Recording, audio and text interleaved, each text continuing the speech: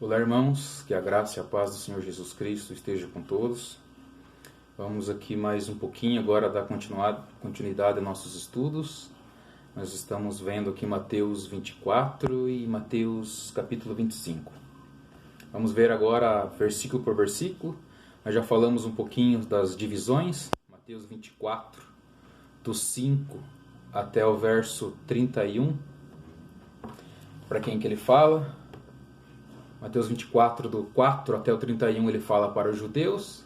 Mateus 24, do 32 até o capítulo 25, 30, o texto é para a igreja. E Mateus 25, do 31 ao 46, ele fala para as nações. Então, Mateus 24, do 4 ao 31, que é para os judeus, é literal. Então, nós vamos ver agora, versículo por versículo, vamos dar uma corridinha para a gente fechar aqui. Para a gente fechar esse capítulo 24, pelo menos essa primeira parte. Vamos fazer uma oração bem rapidinho, que Deus venha dar direção e espírito de entendimento para todos que estiverem ouvindo, né? Que não haja contenda, cada um receba da melhor maneira possível, estude, anote, veja os textos, ore a Deus e peça a direção do Espírito Santo, para que Ele possa estar direcionando, para que todos nós possamos crescer e aprender a verdadeira palavra de Deus. Senhor Jesus, te damos graça, Pai amado, por estarmos, Senhor, mais uma vez na Tua presença, examinando, Pai, as Tuas Escrituras. Te pedimos, Espírito Santo, dirige, Pai, tudo que nós formos falar, tudo que nós formos ver aqui, Senhor. Cai por terra, Pai, todo espírito de contenda, Senhor, que a Tua graça, Pai amado, esteja repousada sobre cada um que vai ver, que vai estudar, Pai. Que nós possamos aprender a Tua palavra, que nós te agradecemos, em nome de Jesus. Amém. Vamos aqui então ver o capítulo 24 do verso 1. Verso 3 em diante. Nós vemos aqui que Jesus voltou ao templo, né? O seu ministério foi exercido ao norte, né? Perto do Mar da Galileia. E agora quando ele retorna aqui para Jerusalém no templo, é porque ele já sabe que é a semana, né? Que ele vai se entregar. E aqui daí os discípulos estão no templo e começam a ficar admirados que o templo e Jerusalém são lugares especiais para os judeus, né? Para eles adorarem, ali era um lugar especial para eles. Eles começam a falar para Jesus se eles estão vendo aquelas pedras, aquela suntuosidade, né? A gente já falou, o templo era feito de pedras, né? De mármore branco polido, né? Era bordejado de pedras preciosas, tinha muito ouro. Flávio Josefo diz que as pedras do templo eram blocos, né, de pedra de calcário branco. Né, tinham 11 por 43 de comprimento, 3,66 metros de altura e 5,49 metros de largura. E alguns blocos dessas pedras do templo podiam chegar até 400 toneladas. Né? E Jesus prediz que o templo seria destruído. E aconteceu.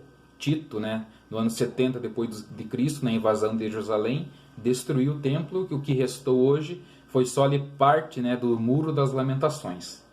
Então os discípulos começam a falar para Jesus, olha o templo, que é suntuoso, que é bonito, e Jesus fala que não ia sobrar ali pedra sobre pedra. Vamos lá, verso 3. Estando ele assentado no monte, 2 em diante, ele porém lhes disse, não vedes tu isso? Em verdade vos digo, de modo nenhum ficará aqui pedra sobre pedra que não seja derrubada. E estando eles Jesus, assentado no Monte das Oliveiras, aproximou-se dele os discípulos, em particular, dizendo, dize-nos. Então Jesus ali falou com os discípulos e falou que o templo seria destruído, e Jesus sai e vai para o Monte das Oliveiras, que fica de frente para o templo. E os discípulos ficam ali ainda um pouco, ficam ali meio sem saber o que Jesus tinha dito. Jesus vai para o Monte das Oliveiras e ele vai ter com eles. Né? Vai ter com ele. Então nós vemos que eles vão atrás. Estando ele assentado no Monte das Oliveiras, chegaram-se a ele os seus discípulos em particular e disse, quando serão essas coisas? E que sinal haverá da vinda do Filho do Homem? 3 perguntas, como nós falamos. E Jesus vai responder em 3 partes, né, que está dividido, como eu falei, 24, do 4 ao 31, e depois 24, do 32 até o 25, 30, e depois do 25, 31 até o 46. dividida essa pergunta, as 3 perguntas, em 3 partes. E a primeira parte é para os judeus. Verso 2. Quando serão essas coisas? Primeira pergunta. E qual será o sinal da tua vinda? Segunda. E da consumação da era, o fim do mundo. Quando será o fim do mundo? E Jesus respondeu: vede que ninguém vos engane. Pois virão muitos em meu nome, dizendo, eu sou o Cristo, e enganarão a muitos. Então Jesus já estava dizendo que viria muitos em nome dele, dizendo que seria o Cristo. Por isso que aqui mais uma evidência que ele está falando para os judeus. Hoje, se falarem para nós, o Cristo está ali, nós não vamos acreditar. Como cristãos, nós sabemos que Cristo já veio a primeira vez. Nós não estamos esperando a primeira vinda do Messias. Nós estamos esperando o retorno dele. E os judeus estão esperando até hoje o Messias ainda vir. Então ele fala que virá muitos em nome de Jesus, dizendo que é o Cristo. E enganará a muitos. Aqui, judeus. E também outros também serão enganados, que não têm a palavra. E ouvireis falar de guerra e rumores de guerra. Vede, não vos alarmeis, pois é necessário que isso aconteça, mas ainda não é o fim. Então, na região lá do Oriente, da Palestina, é muito comum nós vermos guerras, rumores de guerra. Volta e meia sai um míssil, manda para Jerusalém, para cair lá. Então, aquela região ali, por isso que dizem que Jerusalém é o relógio do mundo. Ali é o centro de tudo que irá acontecer. Verso 7. Porquanto se levantará nação contra nação, reino contra reino, e haverá fomes e pestes e terremotos em vários lugares. Aqui nós já vimos. Haverá fomes, haverá pestes, terremotos em vários lugares. E se levantará nação contra nação. Israel é um país bem pequeno. Em volta está ali os árabes, tudo cercando ele, cercando ali o país de Israel. Então tá facinho para todos eles se reunirem e atacarem Jerusalém. Até hoje, o aliado de Israel é os Estados Unidos, mas não porque eles gostam de Israel, porque eles têm interesse lá, Não é à toa, Vamos lá, verso 8. Mas todas essas coisas são o princípio das dores, Fome, pestes, terremotos em vários lugares. Verso 9. Então vos hão de entregar para serdes atormentados, e matar-vos-ão, e serei odiados de todas as nações por causa do meu nome. Então vos hão de entregar para serdes atormentados, e matar-vos-ão, e serei odiados de todas as nações por causa do meu nome. O judeu, ele é assim, eles são extremamente frios. Eu acho que eu já falei alguma vez na igreja, alguma escola bíblica, que o judeu não demonstra amor abraçando, dizendo que ama. Jesus também não fazia isso, dizia que ama ou não. Não tem relato na Bíblia de Jesus dizendo eu te amo. Não tem relato, porque Jesus também era judeu. Mas de Deus era amor, ele demonstrava. Então o judeu, quando ele quer mostrar que ele ama, demonstrar amor, o que ele faz? Ele dá acesso. E foi assim com João. Ele deitava ali deitava no peito de Jesus. Ali Jesus dava acesso. Então era uma demonstração de amor, dando acesso. E os judeus são extremamente frios. E lá em Israel há vários bairros judeus. E tem judeus lá que não se dão com outros judeus. Até hoje ainda há aquela velha guerra, aquela velha, entre aspas, resenha entre eles, de Samaria ou não, que eles falam que o lugar de adorar aqui, o lugar de adorar é ali, os descendentes de Ismael e os descendentes de Isaac. Então eles ficam ali, nós que somos a linhagem, eles que são os judeus ali, então eles têm essa rixa entre eles. Não, o lugar de adorar aqui. E outros falam, não, o lugar de adorar ali. Só que os descendentes de Ismael, que são a nação árabe, se retiraram. E os judeus que ainda ficaram espalhados ali, eles têm ainda essa rixa. Então uns não falam com outros. Eles não se dão muito bem ali. Eles são extremamente frios. Vamos lá de novo, verso 10. Então eles serão odiados. Verso 9, em todas as nações, porque eles não se gostam. Então serão odiados, eles se odeiam, se brigam entre eles também. Verso 10, nesse tempo muitos serão escandalizados e trair-se-ão uns aos outros, e uns aos outros se odiarão. Então, eles se odeiam. Surgirão muitos falsos profetas, e enganarão a muitos. Verso 12. E por se multiplicar a iniquidade, o amor de muitos esfriará. Então, eles já não demonstram amor. E por multiplicar a iniquidade, o que tinha de afeição, de afeto, vai se esfriar muito. E isso também, né? O amor de muitos hoje em dia também está se esfriando, né? Nós podemos ver. Não é só dos judeus também, né? Verso 13. Mas aquele que perseverar até o fim, esse será salvo. Esse verso 13 aqui é um verso muito polêmico. Não vamos entrar em polêmica, em contradição, não. Como nós falamos, essa sessão aqui foi descrita para os judeus. E eu também, e quantos já não pregaram? Né, esse verso 13. Mas aquele que perseverar até o fim, esse será salvo. Então quer dizer que eu tenho que perseverar para ser salvo, está falando.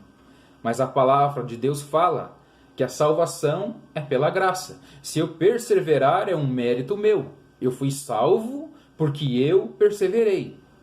E no livro de Efésios diz que a salvação é mediante a fé, por meio da graça. Né? E isso não provém de vós, é dom de Deus. Então a salvação é gratuita. Quando eu creio, né, com o meu coração e confesso com a minha boca.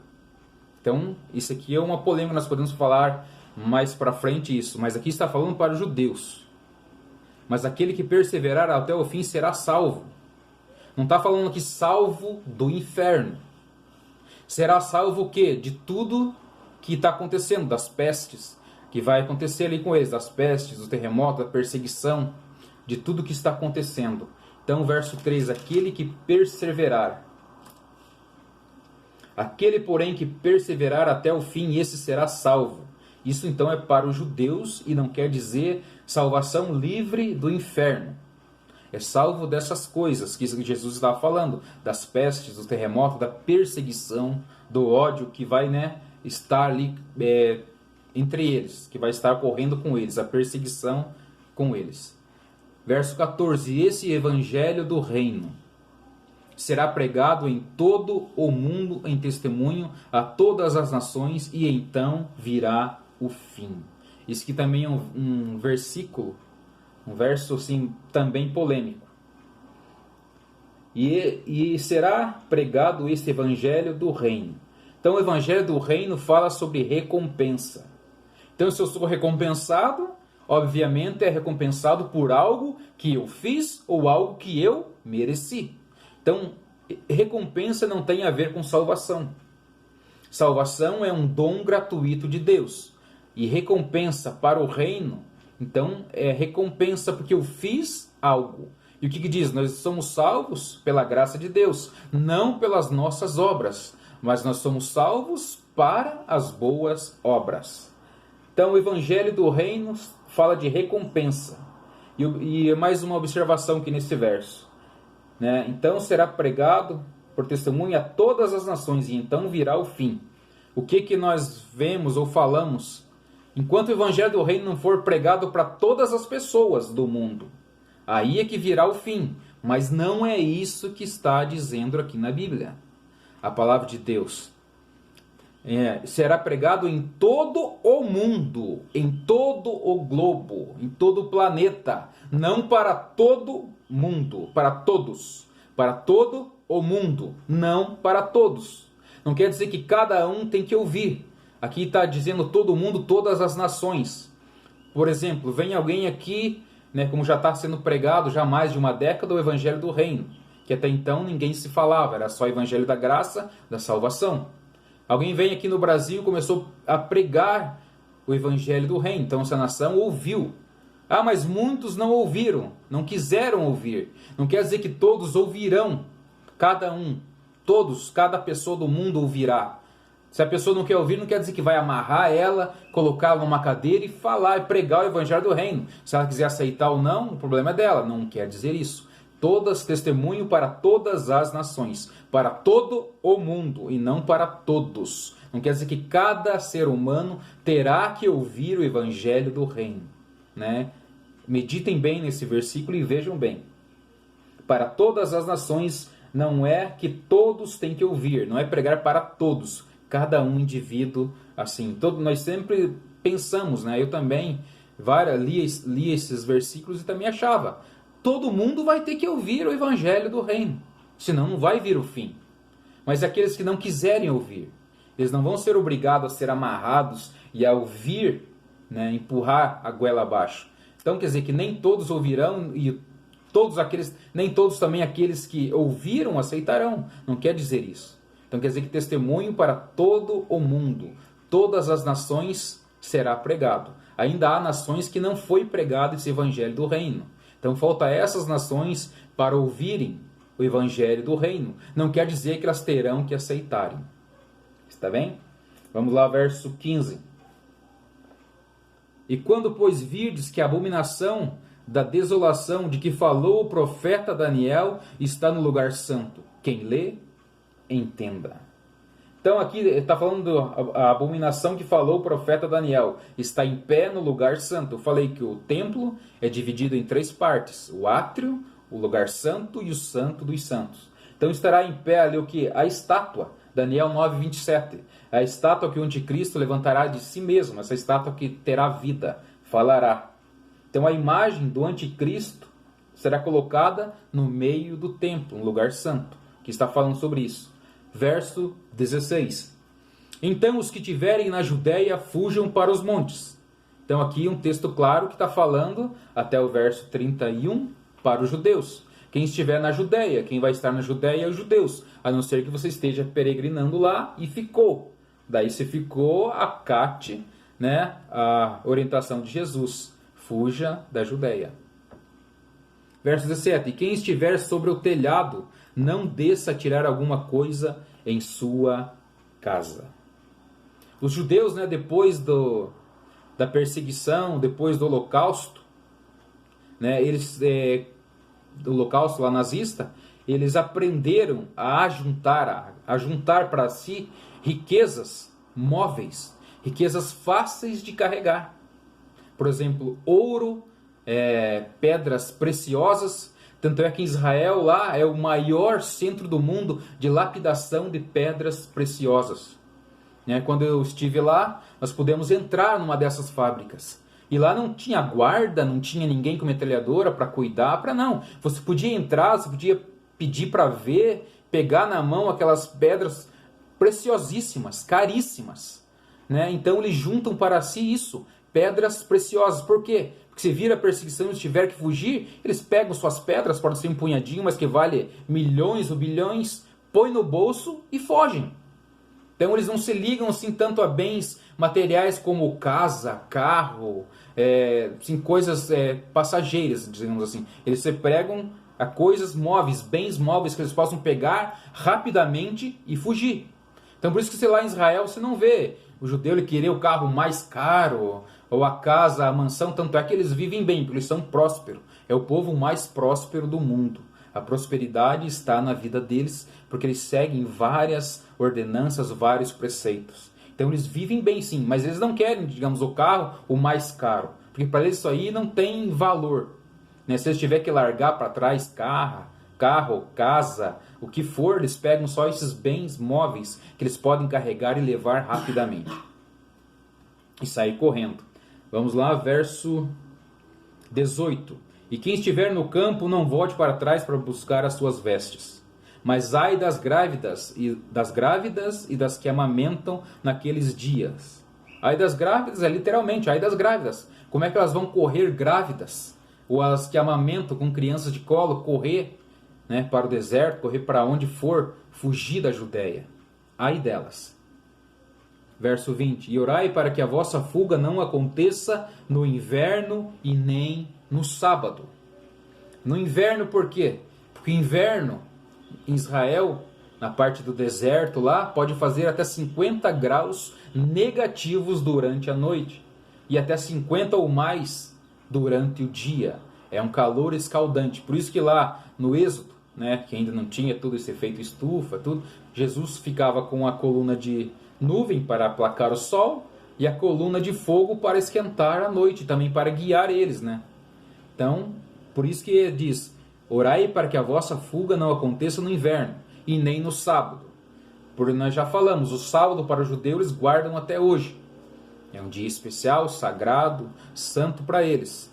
No sábado eles não fazem nada, não podem trabalhar, não podem correr, porque eles não podem suar. Então por isso que ore para que não seja no sábado, porque eles não vão poder correr. Eles não podem andar mais do que 200 passos no sábado, senão eles quebram o sábado e não podem suar. Um judeu, se for virar, que nem o sábado começa na sexta, no cair, no pôr do sol. Se ele estiver voltando para casa e não deu tempo dele chegar em casa, não deu tempo, e ele estiver dirigindo seu carro, e começou o sábado, ele para o seu carro e chama alguém que não é judeu, sei lá, para dar uma carona para ele, ele larga o carro ali para ele ir para casa. Ele não dirige, porque senão ele estará quebrando o sábado. Os prédios, eles têm dois tipos de elevadores, o normal, que é para os dias normal, e o elevador do Shabbat, que é do sábado. Esse elevador, o que ele faz? Ele vai parando em todos os andares, tanto subindo quanto descendo, para eles não precisarem apertarem o botão, porque para eles, se eles apertar o botão, eles estão quebrando o sábado. Então há várias coisas que eles não podem fazer no sábado. Então se ele fala aqui, orem para que não seja a vinda, né? A vinda no sábado, porque senão eles não vão quebrar o sábado. Verso 21. Porque haverá então grande aflição, como nunca houve desde o princípio do mundo até agora, nem tampouco há de haver. Verso 22. E se aqueles dias não fossem abreviados, nenhuma carne se salvaria, mas por causa dos escolhidos serão abreviados aqueles dias. Aqui verso 22. Então, se não tivessem sido abreviados aqueles dias, nenhuma carne se salvaria. Nenhuma carne seria salva. Ali está falando, não é a salvação do espírito. Quando fala carne seria salva, é carne mesmo, é corpo. Então, se não fosse abreviado esses dias, todos eles morreriam. Mas Jesus aqui, por amor, por causa dos escolhidos, tais dias serão abreviados. Deus vai abreviar isso aí para os judeus, né? Para que a carne, para que todos eles não morram. Todos, muitos morrerão. Então aqui, por causa dos escolhidos. Aqui está falando especificamente, como nós falamos, para o povo judeu, o povo escolhido, a nação escolhida, né? Verso de número 23.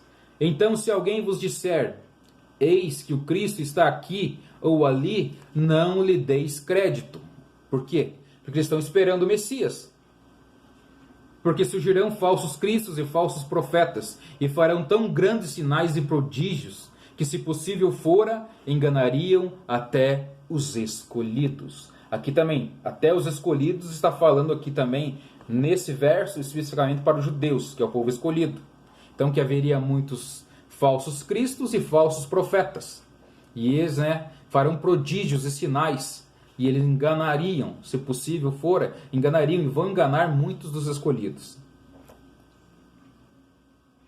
Vai enganar os judeus, que ainda estão esperando o Messias. Então vai vir muitos falsos cristos e falsos profetas, e farão sinais e prodígios, eles acreditarão, porque eles estão esperando o Messias. Verso de número 25. E eis que eu vou-lo tenho dito, portanto, não, se vos disserem, eis que está no deserto, não saiais, e eis que está no interior da casa, não acrediteis. Então, muitos falsos profetas e falsos cristos fazendo sinais. Se disserem, está no deserto, se eles forem para lá, vão atrás do Messias, que não é o Messias, porque eles estão esperando o Messias. Então aqui, vai enganar os escolhidos. Os escolhidos aqui, como eu falei, os judeus. Porque se falarem para nós hoje, que conhecemos a palavra, o Cristo está aqui, ou está ali no centro, ou está ali em tal cidade, nós não vamos para lá.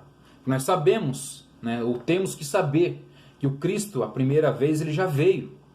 Nós estamos aguardando o retorno dele. E nós vamos ver aqui, se tudo correr bem, se os irmãos quiserem ir para frente, como será o retorno dele, como será a sua vinda. Então, aqui, enganar os escolhidos é os judeus, porque eles estão ainda esperando o seu Messias. Verso 27, porque assim como o relâmpago sai do oriente e se mostra até o ocidente, assim será também a vinda do Filho do Homem. Então, aqui está falando, Jesus está falando para os judeus. Será repentino, será como um relâmpago, sai do Oriente e se mostra no Ocidente. Corta assim rápido. Então é num abrir e fechar dos olhos, assim que será a vinda do Filho do Homem. Verso 28. Por onde quer que estiver o cadáver, ali se juntarão as águias. Então onde estiver o cadáver, os judeus que estão mortos espiritualmente, ali se juntarão os abutres, ou as águias, depende da versão. Ali é os agentes de juízo de Deus. Verso de número 29. Logo após a tribulação daqueles dias, o sol escurecerá, a lua não dará sua claridade, e as estrelas cairão do céu, do firmamento, e os poderes do céu serão abalados. Então, aqui no verso 29, está falando já depois, né? Após a tribulação. Após a tribulação que está se cumprindo, né, o juízo de Deus. A calamidade, né, sobrenaturais que ocorrerá no céu após a grande tribulação, que é o desfecho, né, final de tudo, né, o final dos tempos. E então aparecerá no céu o sinal do Filho do Homem. Vai aparecer um sinal do Filho do Homem. E todas as tribos da terra se lamentarão e verão o Filho do Homem vindo sobre as nuvens do céu, com poder e grande glória. Aleluia! Então aparecerá no céu o sinal do Filho do Homem. E todas as tribos da terra agora o verão. Que está falando da segunda vinda. E se todas as tribos da terra se lamentarão e verão o Filho do Homem. É daí que os judeus vai cair a ficha que o Messias que está vindo. É o Messias, aquele, o nosso Messias, que é o verdadeiro Messias, porque ele está vindo agora, só que já é a segunda vez. E daí eles se lamentarão, tanto os judeus como aqueles que não acreditaram, né? Estarão vendo o Filho do Homem vindo sobre as nuvens do céu com poder e grande glória. Aqui, ó, sobre as nuvens. Nós vamos falar, se os irmãos quiserem mais para frente, sobre a vinda de Jesus. Esse sobre as nuvens, com as nuvens, é as palavras fundamentais para você entender como será a vinda ou a segunda vinda do Filho do Homem, a segunda vinda de Jesus Cristo. Então nós vemos aqui, né, agora o verso 31, para fechar a primeira parte que fala especificamente a resposta de Jesus para as 3 perguntas dos apóstolos, dos discípulos dele, né? O verso 31 para fechar agora, que é do verso 4 até o 31, para os judeus. Jesus falava, né, para os seus discípulos que eram judeus também, e falava com eles como já crentes também, quando precisava, remanescentes, já não só como judeus. E ele enviará o seu anjo, verso 31, com grande clamor de trombeta, os quais reunirão os seus escolhidos, aqui ainda está falando dos judeus, dos 4 ventos e de uma a outra extremidade dos céus. Então, ele enviará os seus anjos com rijo clamor de trombeta, os quais juntarão os seus escolhidos desde os 4 ventos de uma a outra extremidade dos céus. Porque das 4 cantos, né, da terra eles virão de novo. Jesus vai tocar a última, quando for a última trombeta, eles terão que vir. Se ajuntarão todos em um lugar, dos 4 cantos, porque eles foram dispersos. Há judeus em todas as partes do mundo hoje.